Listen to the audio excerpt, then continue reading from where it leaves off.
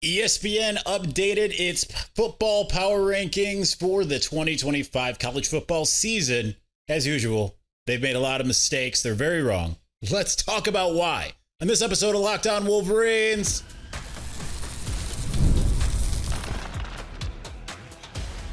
You are Locked On Wolverines, your daily podcast on the Michigan Wolverines, part of the Locked On Podcast Network, your team every day. Happy Wednesday. We are back in doing it. Locked On Wolverines podcast, part of the Locked On Podcast Network, where it's your team every day. I am your man on the ground, Isaiah Hole, publisher of Wolverines Wire through USA Today Sports Media Group. Big thank you to our everydayers, as well as thank you for making us your first listen. We're going to spend the first two-thirds of this show discussing ESPN's FPI, the updated. We'll get mostly into the Big Ten. We'll do a little bit of the schedule, the teams that Michigan plays that are outside of the Big Ten, where those guys rank as well, and what's right and wrong about it, I guess, our thoughts. And then we're going to get into Santa Ono not getting hired by Florida after all. What does it actually mean? Because obviously there's some people that live a couple hundred miles south that want you to think it means something a lot different than what it actually does. So we're going to get into all of that, but let's start off with ESPN FPI. I'll just go through the rankings we're just going to go through real quick, just so you understand what we're looking at. Ohio State is the top team in the Big Ten. They're number 4 overall, followed by Penn State at number 5. Oregon is number 6, Michigan 17, USC is number 19, Nebraska 25, Washington 27, Indiana is 31, Wisconsin is 38, Iowa's 39, Minnesota is 43, Illinois is 44, UCLA is 47, Rutgers is 55, Michigan State's 59, Maryland is 61, Northwestern is 74, Purdue is 92.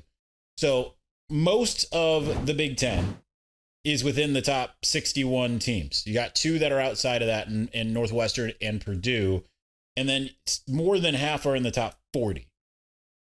So I think that's interesting from a conference perspective. Just to kind of look at everything. If you look at like the SEC, I mean, that's a little bit different because all of their schools are within the top 60. They've got 2 less schools, right? So it's really relatively comparable because the Big Ten, if they had 16 teams instead of 18, then you'd be looking at the lowest school being Maryland, whereas the SEC, their lowest school is 5 places above Maryland in Vanderbilt, which Vanderbilt obviously has come along and all of that. So relatively comparable. The SEC has 5 schools in the top 10. The Big Ten has 5 schools in the top 20. So, okay. 3 in the top 10.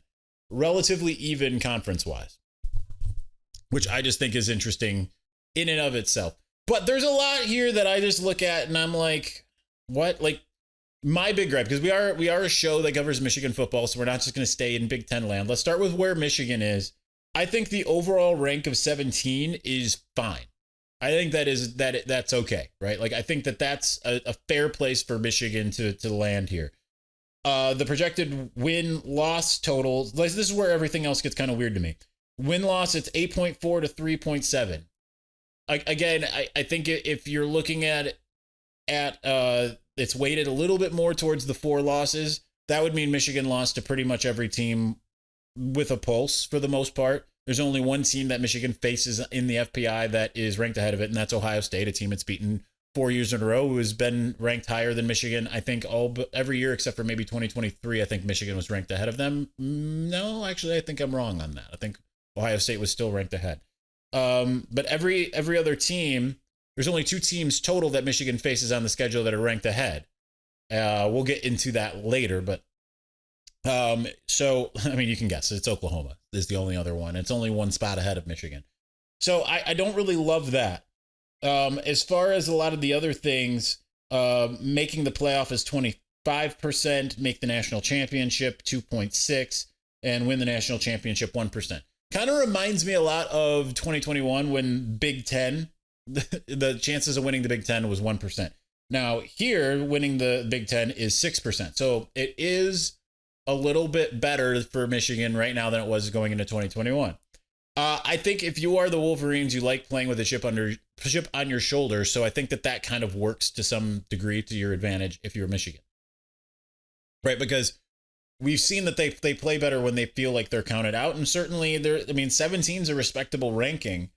I just think that the projected win-loss, it just feels like when I'm looking at Ohio State 10-2 is basically what it says, 10.4 to 2.2.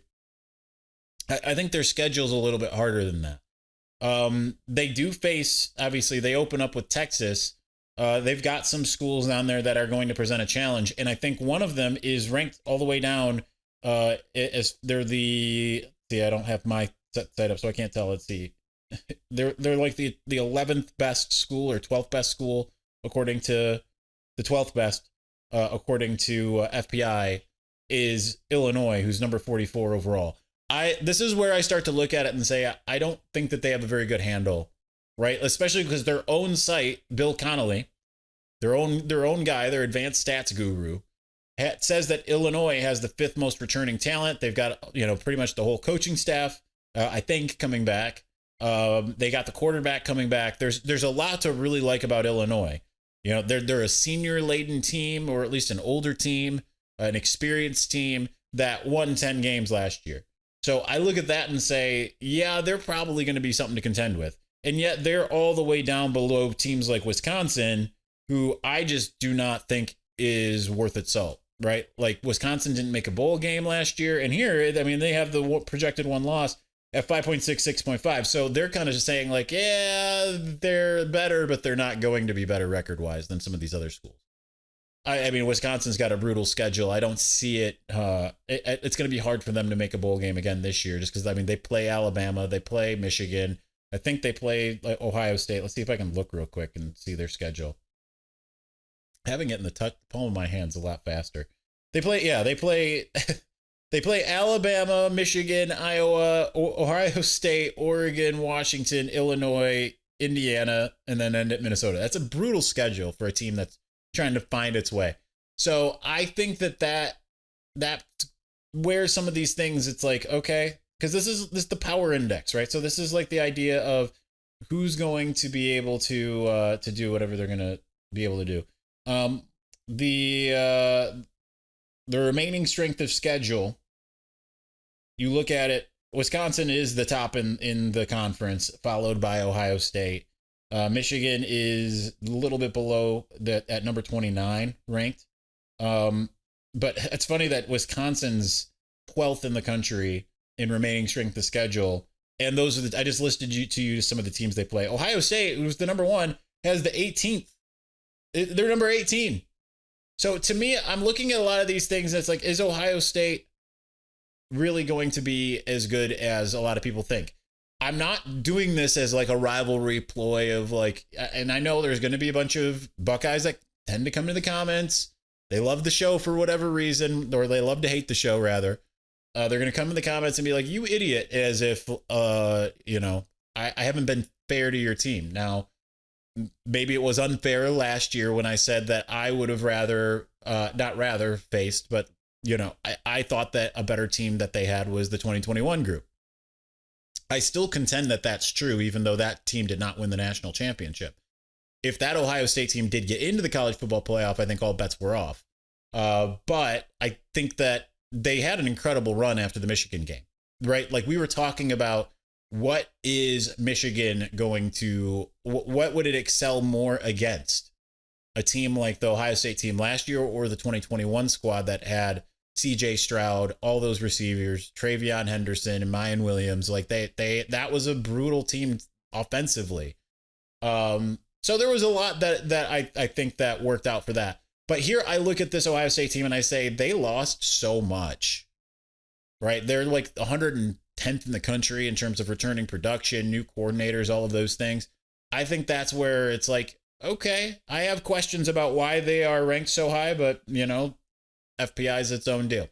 All right, we've got more to discuss as it comes to FPI before we get into the Santa Ono stuff and what it actually means. And this is where I think Buckeye fans are going to want to stick around. So we will get to that here in just a moment. But before we do, the NBA playoffs are in full swing and every night delivers highlight-worthy performances, major momentum shifts, and can't hit miss moments. Whether it's a game-winning shot or a breakout player, there's never been a better time to get in on the action. FanDuel makes it easy to stay in the game before tip-off and live with player props, performance trends, and same-game parlays. Fans have more ways than ever to play smart and win big. Listen, it's the NBA Finals. You're going to want to be able to see how it is going with the momentum.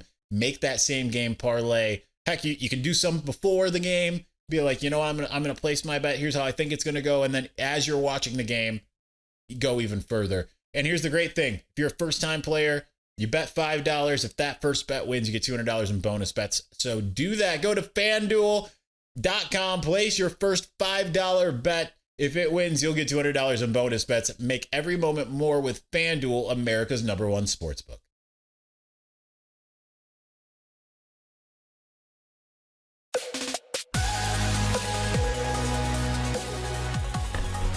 All right. Going back into the FBI of it all. Now, first, actually, let's do some housekeeping for a second. We did not do a Tuesday show. Wasn't feeling very good due to just generalized insomnia the past few days. So I took the day off. We are going to have a Saturday show. The plan was to do 2 shows today, pushing that back to Friday. I'm determined to try to get 5 in this week. So again, we're only obligated to do 3. We're going to try to give you 5 as much as we can every single week here. I don't know. We don't do that as much during the season. Things are actually going on, but we're going to try our best. We're going to get to the 2 All-America teams later in the week. I just wanted to get to the FPI stuff. I didn't want to react to this later because the other stuff is out of my own brain. It's from my own mind grapes. You want to go with the Tracy Morgan 30 Rock reference. All right, so looking at FPI, continuing, Michigan plays some teams that just they're not good, right? if you want to see where some of the teams that Michigan faces, Central Michigan, who comes to town in week 3, is actually, I'm looking at this right. I didn't look at this before. Yes. Is actually ranked lower, I'm kind of surprised, than New Mexico. So that's going to be New Mexico week 1, going to be a little bit more challenging than week 3, according to this, because New Mexico is all the way down at 112, whereas Central Michigan is 123. So that's, just understand that there's challenges ahead. I mean, obviously both not that great. Neither is expected to, Central's right on the cusp of potentially making a bowl game as far as their chances of winning 6. It gives them a 41% chance. I'm not looking up their whole schedule, whereas it's a 40% chance, just under for New Mexico, who's expected to go 5-7. And those are 2, that's a team that lost a lot in terms of just the entire squad. Week 2 against Oklahoma. Oklahoma is ranked 1 spot ahead of Michigan, expected to have a worse record than Michigan, I guess maybe by playing in the SEC. They are expected to go 7-5. Michigan is slightly closer to 8-4, but it's right there near being 9-3 according to their projections. So there's that. I want to just look at real quick here. Oklahoma has the number 3 strength of schedule remaining. That is brutal. It is absolutely brutal for them. Obviously, having Michigan and then the SEC schedule, they don't play anyone really in non-conference. Illinois State outside of Michigan, Illinois State, Temple. No offense to our guy Roy Roundtree, who's over at Temple, and Kent State is their non-conference, but they play, Alabama, Tennessee, Texas, so on and so forth. Not that we care that much about that. All right. So back to the rest of the schedule. Again, Michigan doesn't face a lot of teams that are ahead of them, right? Like if we're looking at what Michigan's schedule is, Michigan faces the 4 bottom teams according to FPI. Now, again, I don't agree with FPI here because of what we said earlier, but I do actually agree with the bottom 4 teams pretty wholeheartedly. Like I think that any of them could rise above their station, right? Like that's always possible. Just looking at 2024. Okay, no, it doesn't have preseason. It's just got postseason. So I was like, yeah, they had Indiana as the 4th best team. Okay, never mind. Thought negated. But they face the 3 teams that are ranked directly under them. They face the bottom 4 teams, and then they face a Wisconsin team that's kind of smack dab there in the middle. Like right in the middle. That to me tells me just in and of itself, barring some kind of just abject failure, right? Because again, let's just say like Michigan's going to win. And I understand a lot of these games are on the road and anything can happen. And when you're facing, Michigan's number 17 and they're going to number 19 USC, right? Like, okay, you're saying, although I disagree that USC is the 5th best team in the Big Ten right now. I think that's, okay, yeah, you're giving that game to USC, it sounds like. They go on the road to face number 25 Nebraska. Again, that's negligible. 17 versus 25, but 17's on the road at 25, and there's a home field advantage. All right, I can see where suddenly you're looking at things with kind of a little bit of a different light. Still, it's interesting to me because, like, let's just say hypothetically, and I do think, again, I am predicting early that Michigan will beat Ohio State. Let's just say hypothetically they do that. Then that means that they're going to lose to Oklahoma. Okay, 17 at number 16. That's fair. It's week 2. And then what? What else? Right? Because they face number 19, number 25, number 27. I understand if you were looking at a typical like ranking and you're like, yeah, Michigan's got to face the number 4 team, the number 16 team, 19 and 25. And then just slightly outside the top 25, number 27, Washington, then you'd be like, okay, it's a difficult schedule.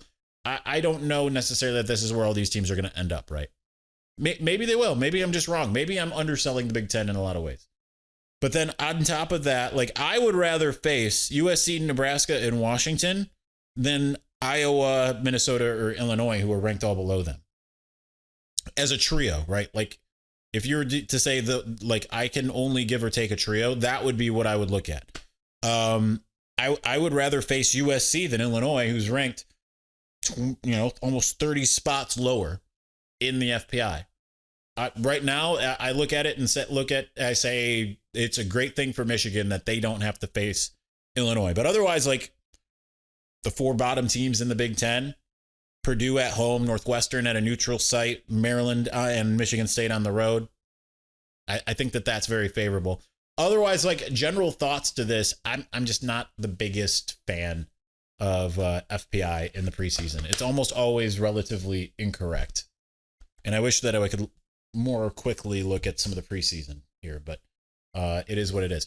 All right, we've got more. I want to get into Santa Ono and all of this. The narratives just that come out of his departure and now certainly his not being accepted as the new president of the University of Florida are just hilarious. So we're going to have a little bit of a disambiguation session. We'll do that here momentarily.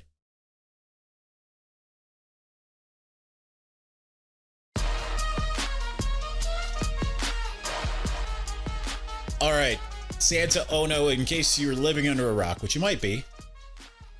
I don't know how many of you actually, and I'm not asking you to actually comment this, but how many of you actually come to me for news more than opinion when it comes to the podcast? I think it's probably more opinion here, news based over at Wolverines Wire. I didn't actually write about this yesterday because again, I wasn't feeling good. But Santa Ono did not actually get the job that he left Michigan for. And naturally, when you look on the social media, on the interwebs, there are some opinions that happen to come from some people that live about 160 miles south of here that they just seem to have they have it all figured out, and they're just like, get your head out of a rock. Can't you see what's going on? Florida would not hire him because he was so busy cheating. Yeah, the school that had Urban Meyer and had a whole documentary about how crazy bad things were with their direct head coach. Really just afraid of the president of a northern academic school. Florida's a very good academic school, by the way. Yeah, that's it. The counter stallions of it all is why they could not abide that. They took one look at the counter of it all and said, you know what, we have been very clean on the football field all along. Like, it is absolutely hilarious. So what actually did happen? Not to make this too political, but ultimately, reading, I think it was in the Tampa Bay Times, their claim was even though he came down to Gainesville and interviewed and said, listen, I'm not all about this diversity, equity, and inclusion stuff. They looked at him at Michigan where he was like, yeah, I'm all about this diversity, equity, and inclusion stuff. As Jordan Acker, one of the regents, tweeted out something about not having beliefs, right? I would have preferred, it wasn't what I'm about to quote here, that if he was going to do that, he would have quoted Hamilton and gone with Jefferson has beliefs, Burr has none. And it's just one of those things where it sounds like Santa Ono was trying to be all things to all people. And despite the advisory board at the University of Florida saying that they wanted that was their guy, that was their unanimous pick, the actual people who voted on this said, we don't really know what we're getting with this guy. Now, I'm not dancing on his grave or anything. I don't know enough about what he did as an actual president, minus some things that I'm not really going to get into. But I can see why there is some consternation from especially the regents at Michigan. And I can see why in multiple lights. I can see why that in things that I would agree with that I won't share because they're political, and things that I wouldn't agree with that I also won't share because they're political. But did it have anything to do with counter stallions in football? Zero, zilch, none.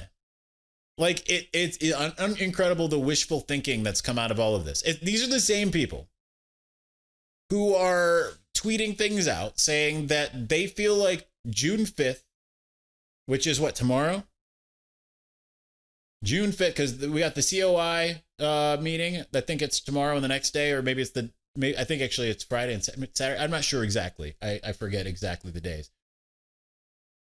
They're like, I saw multiple people actually that tweeted out like it's going to be like Christmas morning because they think that this is like a sentencing hearing. Like this, we're not going to hear anything until August coming out of the Committee on Fractions. And again, from everything I've been told and my colleagues, I've checked with them, same deal.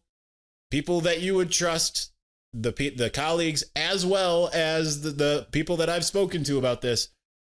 Not one of them has said anything about Michigan facing a potential bowl ban or postseason ban or vacated wins or stripped national title. Any of those things, I have not heard that once from anybody. It's all going to be about show causes to people that are no longer in Ann Arbor. It's going to be about, clearly Sharon Moore is going to get suspended, whether that stays at 2 games or more. I've heard differentiating accounts. And then there's just going to be, maybe some fines, some recruiting restrictions and all that stuff. I've been heard pretty much the same thing across the board. So, it's going to be interesting. And I'm going to say also maybe, and I don't know this for sure, but I know some people that are potentially digging into some things that I've talked about a while ago. And it sounds like maybe there's a little bit of progress there. So just pay attention. I'll let you know if it's coming out or not. But I think it's going to be interesting. Now, is Michigan going to get punished? Yes, it is going to get punished. Do I agree with it? No, but it is going to get punished. That's just fact. I'm not trying to sugarcoat anything. But when it comes to what is being sold by certain media entities, and I should say media adjacent entities, not actual media entities, but media adjacent entities, it is not what it is being sold to be. So, did Santa Ono get make this make sense? And this is what I said back when he left, right? Why would it be that Santa Ono is out for the Connor Stallion stuff, yet Michigan extended Ward Manuel? Make it make sense. It doesn't. But in the rival brain, it makes all the sense in the world. You don't understand how deep this rabbit hole goes. Ultimately, this is just the coping mechanism of people who just cannot fully comprehend the idea that their team has lost to Michigan 4 straight years when it is their birthright to beat the Wolverines. Hasn't gone that way. Anyway, that's going to do it for us today. We will do a mailbag tomorrow, and then whether we do 2 shows on Friday or, we might probably do 2 shows on Friday, but I don't know if they'll release Friday, Saturday, or both on Friday. That will be at my discretion. Anyway, we'll talk to you again soon. Thank you again to all of our everydayers. Thank you for making us your first listen. We will talk to you again soon. Peace.